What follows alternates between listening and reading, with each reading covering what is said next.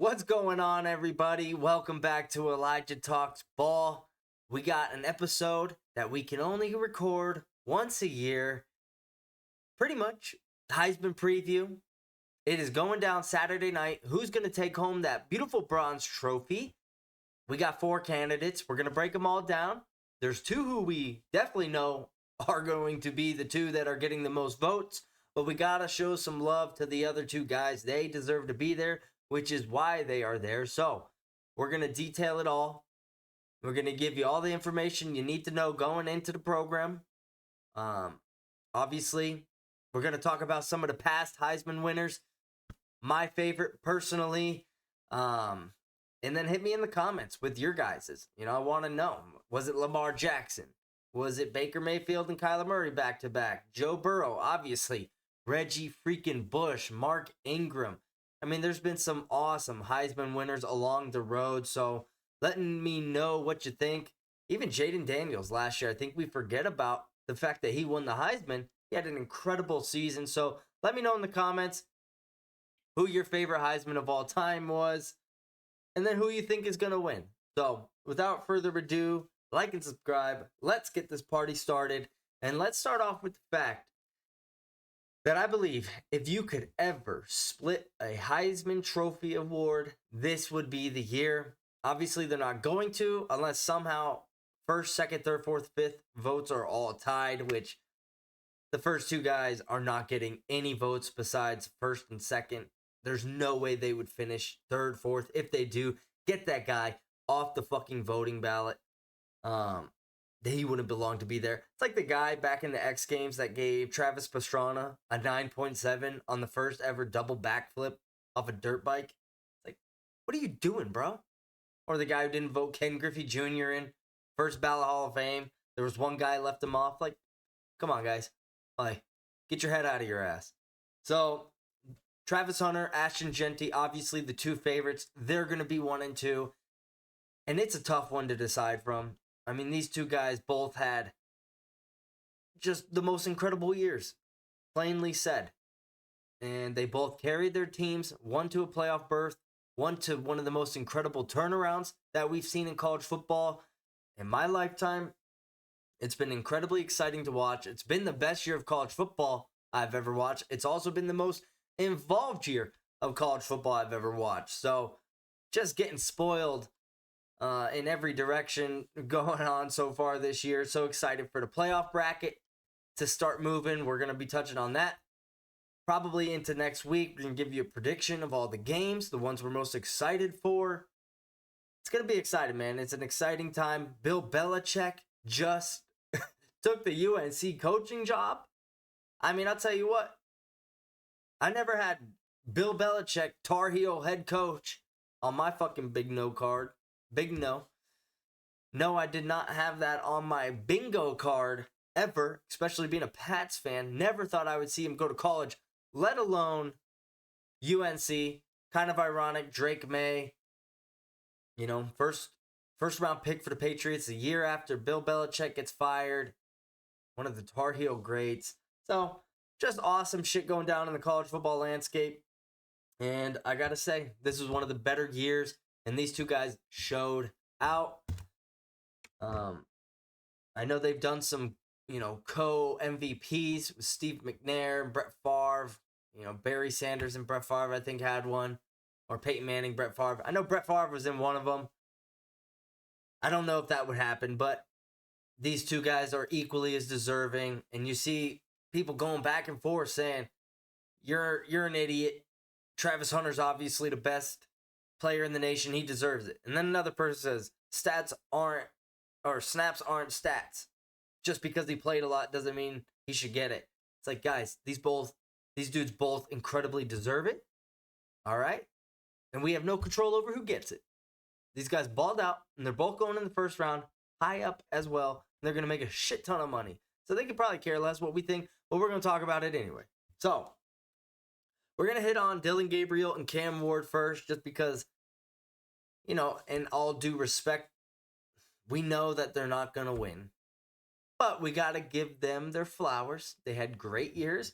We're just not going to take a ton of time on them, which is why we're going to hit them first. We're going to start with Dillon Gabriel. 6-year starter. Started his career at UCF, 3 years there, 2 years at Oklahoma, and then final year here at Oregon has led them to an undefeated season.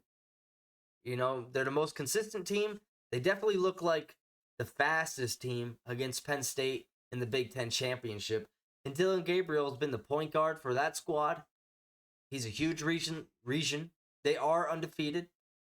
And, you know, he's had a pretty good year. Not the most eye-popping numbers that you've seen out of quarterbacks from Oregon. Obviously, Dennis Dixon back in the day, he used to put up numbers. Marcus Mariota, former Heisman winner, had one of the more incredible seasons in Oregon history. You know, modest season by quarterback standards, but factor in, team's undefeated. They're the number 1 seed. You're feeling good about it. So you got to put them on that list. Almost a 74 completion percentage. 3,500 yards, 28 touchdowns, only 6 turnovers. Not a ton on the ground, but efficient. Could get it if he needed to. So just a solid year. Ironically, his best season was his sophomore season at UCF, where he threw 32 touchdowns, only 4 picks. Really lit it up and, you know, kind of put the college landscape on notice, where he ended up somehow getting 6 years of play. I'm guessing one was a redshirt year and one was the COVID year, so that would lead to 6. But going into this playoffs, you got to look at the rest of the field, and you got to feel like he's the best QB. You know, I would say the next best guy, probably Drew Aller, and they just dueled the other night in Indianapolis for the Big Ten championship, and it was pretty sweet to watch. You know, Drew Aller has really turned some heads in the second half of the season. We always wondered, could they, you know, put it on the back of Penn State, or Drew Aller, because Penn State's a running school, and they did. We're getting off topic, but my point is, Dillon Gabriel seems like he's the best QB left in the playoffs, and that gives Oregon obviously the best chance to win it all, and you got to factor that in. You know, if you take him out that squad, are they undefeated? Probably not. Are they in the playoffs? Maybe, but maybe not. He's been very vital to keeping that team humming. So, shout out Dillon Gabriel. He'll probably finish in 4th, and that's no slight to him, because next up we got Cam Ward. And Cam Ward had a pretty damn good season. Led the resurrection of Miami, 10-2, barely missed the playoffs. Stellar year. 5-year starter, started at Incarnate Word down there in Texas. Yeah, if you never heard of it, neither had I. But then he moved up to Washington State and, you know, balled out there. And obviously his last year, senior season, in the U, put him back on the map. And, you know, they're going to be going up against Iowa State in the Pop-Tarts Bowl. So that'll be pretty sweet, December 28th. And, you know, over 4,100 yards, 36 touchdowns, only 7 picks, 68% completion percentage. Really a hell of a year. Played himself into a top 5 pick, most likely. So that's pretty sweet there. His best game was against Louisville, where they led him on a crazy comeback. I was watching that game while working. 319 yards, 4 touchdowns, no picks. That game went back and forth, and, you know, he was the key that unlocked the door to that victory for them. It's just a great year, man. And he's going to lock up that 3rd spot in the Heisman race. And it's pretty sweet, man. You get a guy that gets no scholarship, starts at a FCS school, moves all the way up to a top 5 pick, Heisman Trophy finalist. That's fucking American dream right there. Also, Dillon Gabriel, we're going to hit you with his best game. Versus Ohio State, baby. Best of the best competition. This is when their defense hadn't allowed a touchdown yet. 341 yards, 2 TDs, another 30 on the ground with a touchdown. Just an epic game. Led them to a win up there in Eugene, Oregon. Hell of a game. So these two guys, a round of applause for their seasons. Led their teams to great records, big-time games, and they're going to be celebrated this Saturday night. Now we get to the meat and potatoes of this section. We just nibbled on some lettuce and some green beans. Well, let's start us off with some filet mignon. Travis fucking Hunter, baby. If you don't know, you should know, but now you will know. Travis Hunter, wide receiver, cornerback, stud athlete, social media personality, Deion Sanders' third son. Dude's a fucking beast. We have never seen somebody like Travis Hunter in any history of college sports. Yes, we've seen Champ Bailey do it on both sides sometimes. Charles Woodson, Jabril Peppers. But we have never seen somebody play every snap of defense and every snap of offense. And not just because they were short on corner or short on receiver. I played both sides in high school for a game or two because our safeties were hurt. So they said, Elijah, you want to play safety? I said, fuck it, why not? That's not because I was good at safety. I was just the best option. He played both sides. Literally, a top 3 level wide receiver in the draft coming up. Top 3. Luther Burden, Tet McMillan, and Travis Hunter. And you could argue he's the best. And as the best corner in the nation.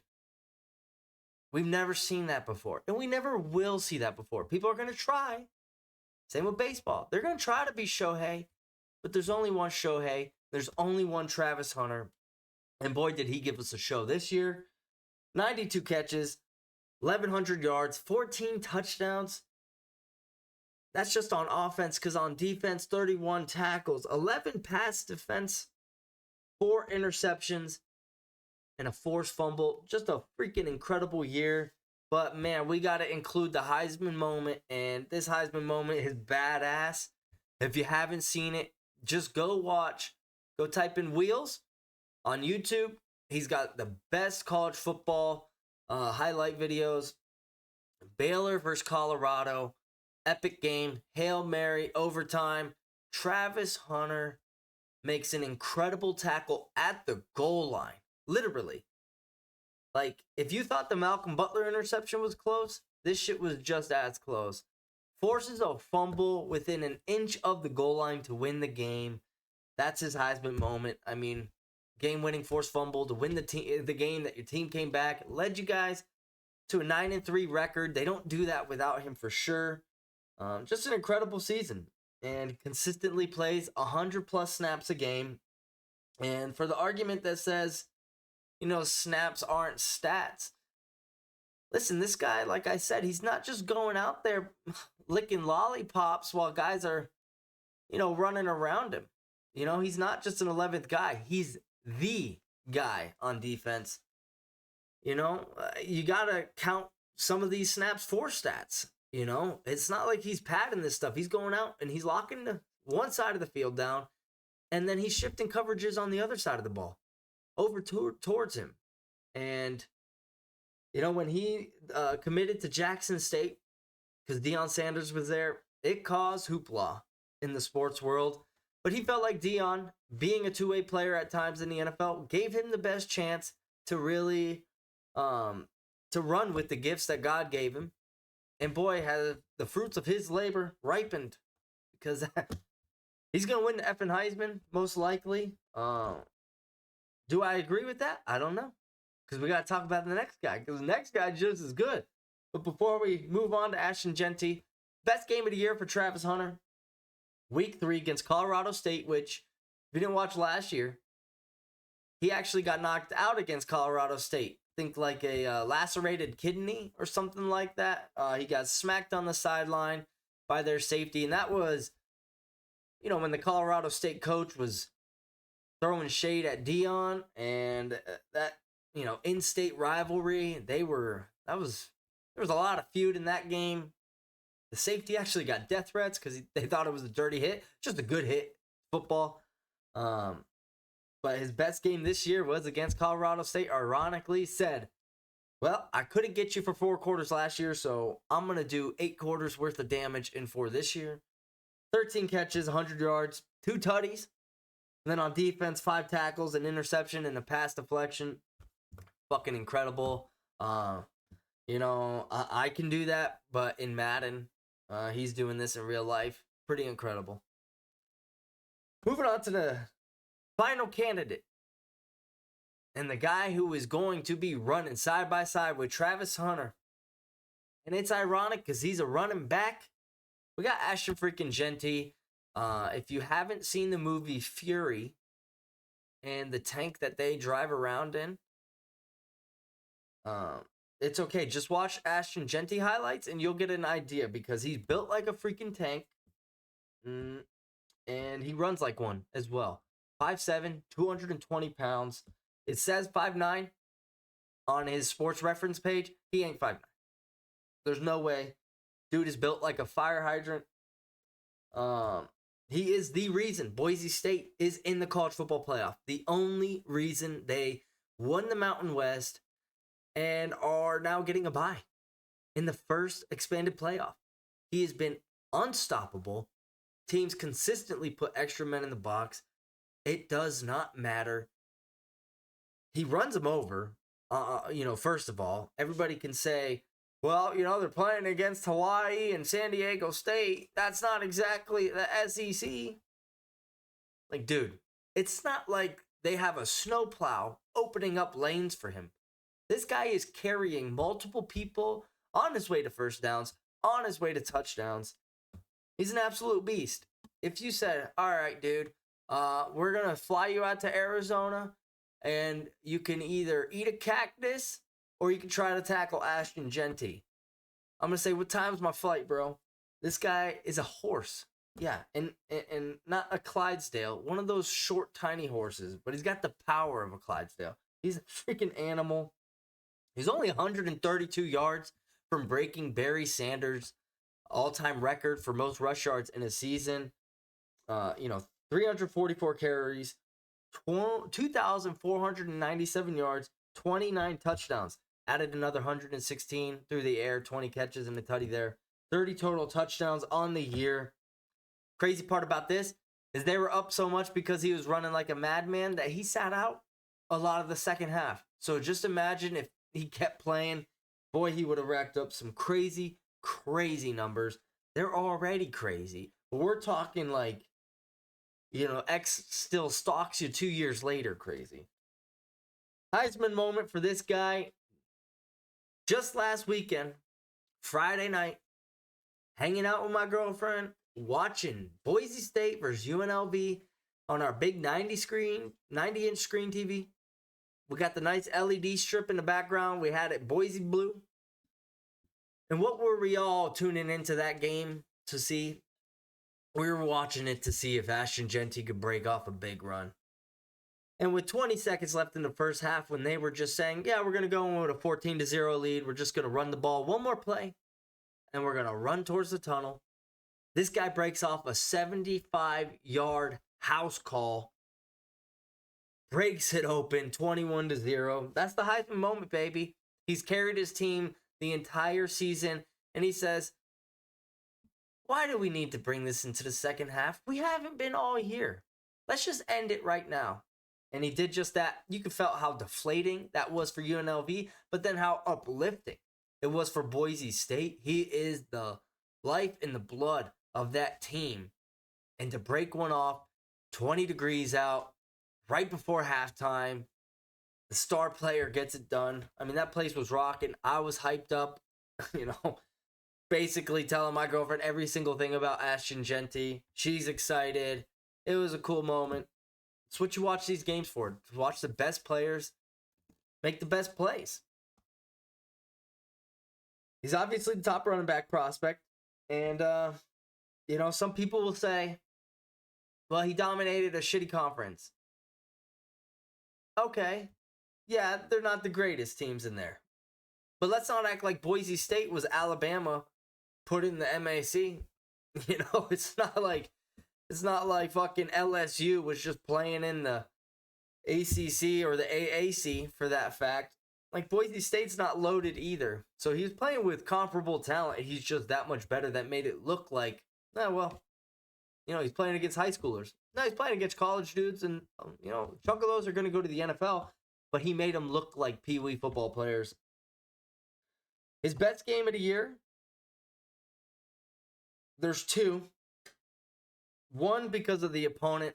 I got to tell you, the first game of the year, 267 yards and 6 touchdowns. What the fuck? Bro, I create a road to glory on College Football 25. I put that bitch on varsity and edit the run blocking sliders. And I could go to Tulane. And I could play Kennesaw State my first game. I don't even think I'm getting 267 yards, let alone 6 touchdowns. This guy's just casually doing it. First game of the year. Yeah, no big deal. But the best game to me, week 2 against Oregon, where they only lost by 1 score. 192 yards, 3 touchdowns, a couple huge runs in the game. Big time touchdown run. Had the lead in the 4th quarter. I mean, talk about put your team on your back. I know that the Heisman is happening on Saturday. Would love to see how he does in the playoff coming up. Probably going to play against Penn State since he's there in their bracket. It's Penn State or MSU that they're going to play against. Can't wait to see what he's going to do. On the flip side, Travis Hunter. He's going to be playing against BYU. I can't remember the bowl name, but Deion said Travis and Shador will both be playing, so we get to see them one more time. Cam Ward's playing in the bowl game. We're starting to see players start. We had that probably 5 to 10 year period where guys were sitting out of bowl games. They didn't want to get injured. Jalen Smith tore his ACL in the bowl game. He was supposed to be a top 5 pick. Falls all the way to the 2nd or 3rd round. Christian McCaffrey didn't get injured because he didn't play, but that was one of the main reasons. Kyle McCord, another guy, which we're going to do a deep dive into Kyle McCord. I think he's had a really underrated season. Said that he's going to play in a bowl game. It's just really awesome to see these elite talents still good out there. And in a game that relatively doesn't matter, especially for Travis and Shador, the game matters, no doubt. And if I was a player, I'd play in it. You're telling me I worked this whole season to go out with my guys one more time and fight this battle and win this bowl game? I'm absolutely playing. There's no questions about it. But in the grand scheme of their life, they're going to the NFL top 5 picks, some of these guys. What's more important is staying healthy, but I love that we're seeing guys playing in these games. And we get to see Travis Hunter and obviously Ashton Jeanty. He's being in the playoffs. I can't wait to see what he does. Hope they pull an upset, man. And, it's a tall task. I think they're going to end up facing Penn State. And Penn State, if they play like they did against Oregon, you feel real good about their chances to not only win the first couple rounds, but win it all. They played really damn good. Just fucking exciting, man. And, for my winner, even though Ashton Jeanty to me had the better season, Travis did something that's just never been done in college football. It'll never be done again, most likely. And he did it at the highest level possible. Being a top 3 receiver and corner, arguably top 1, and help lead that team from a 1-11 record from when he took on, when Deion took over, flipping it around to 4-8 last year and now 9-3 this year, playing in a pretty sweet bowl game, had a chance at the Big 12 title. I just think Travis Hunter's going to get it. Both these guys are equally as deserving. Personally, I want Ashton Jeanty to get it. I just don't think you can ignore what Travis Hunter did. It's exceptional. It's incredible. I mean, one of the most anticipated Heisman Trophy races that we've ever seen. I think the last closest one was Mark Ingram and Toby Gerhardt, which, if you don't remember Toby Gerhardt, Stanford running back, he was built like an ambulance. That dude, just boxy motherfucker. Used to truck people. Kind of think of college version of Peyton Hillis. That's a nice little throwback to the Madden cover of 2012, 14, or 11. One of those 3. Yeah, super excited, man. Really don't know who's gonna win. I would assume Travis Hunter. That's who I would vote for, even though I want Jeanty. Guys, I really want Jeanty. But just Travis Hunter, you can't ignore what he did. And I like both these guys. I would love to have both these guys on the Patriots. They are freaking incredible. And good people, too, from what it seems like. Deion's done a great job kind of mentoring him. Travis Hunter, that is. to becoming a good young man. And Ashton Jeanty, I just watched his interview with Micah Parsons. He just seems like a cool cat. Would love to hang out with him and, you know, I don't know, arm wrestle. But outside of that, guys, I guess we'll tell you who our favorite Heisman winner was. I don't know if I said at the beginning of the video, but Devontae Smith, to me, that year in Alabama, his senior, or I don't know if it was his senior year, but it was his last year in college. 1 second. Let me just pull up. I got to pull up the exact stats. I forgot to write them down, but holy shit. I mean, I watched almost every snap of Alabama that year. Mac Jones was the QB. They won the Natty. And as you remember, that was the COVID year. Devontae Smith, I mean, he was ridiculous. The first half of the national championship, he had like 3 or 4 touchdowns, like almost 200 yards. I mean, he destroyed, I think it was Ohio State. It was embarrassing. He gift wrapped a victory in the first half. I don't even think he played much in the second half. I actually think he got injured, but it didn't matter. He was so good. But that whole year, in 13 games, guys, keep this in mind, 13 games, 117 receiving yards, 1,856 receiving yards, 117 receptions, over 1,800 receiving yards, and 23 touchdowns. Damn. He got Mac Jones drafted in the first round. And he's been killing it with the Eagles. To me, that's my favorite Heisman. I mean, you can't discount, obviously, Reggie Bush, as you see him up in the corner. I mean, maybe the most legendary Heisman year, Lamar Jackson, Joe Burrow, throwing for like 6,000 yards and 60 touchdowns. Kyler Murray and Baker Mayfield going back-to-back. Timmy Tebow, Florida. I just watched that little mini series or little like mini documentary on YouTube of the speech when he promised all the fans and players that nobody would work as hard as him and they would never lose a game for the rest of that season. And then they go on to just whoop everybody, 2007 Patriots style, but they actually get the job done in the national championship. Pretty sweet. Just a lot of epic seasons. That's why they win the Heisman, because they're epic seasons. But, you know, sometimes you have an MVP race like in the NFL last year. Kind of, you know, like I guess we'll give it to Lamar. He was the most electric. But then sometimes you have seasons like in the MLB this year with Shohei Ohtani, 50 home runs, 50 stolen bases. Or Aaron Judge, 62 home runs. And you get Heisman races like this. Travis Hunter, Ashton Jeanty, putting their entire team on their back and carrying them to playoff berths and epic turnarounds. It's what you love about the sport. It's becoming more even. And these guys are they're finding their playing time in different spots. And we're seeing them succeed. And it's just better for the sport, man. And Bill Belichick coming to UNC, that's better for the sport. Oh, I can't wait to get myself a UNC hat and watch every UNC game, because now I found myself a favorite college football team. I kind of float around. I just watch all the games, and I typically root for Bama because I'm a big Nick Saban guy, and I like Kalen DeBoer now too. But Tar Heels are going to be my favorite team, and it's just fucking awesome. It's just fucking awesome. There's no other way to put it. So, hope you guys enjoyed that. Like and subscribe. Tell me who you think's going to win and your favorite Heisman winner. And then, enjoy it. Saturday night, baby. Peace out.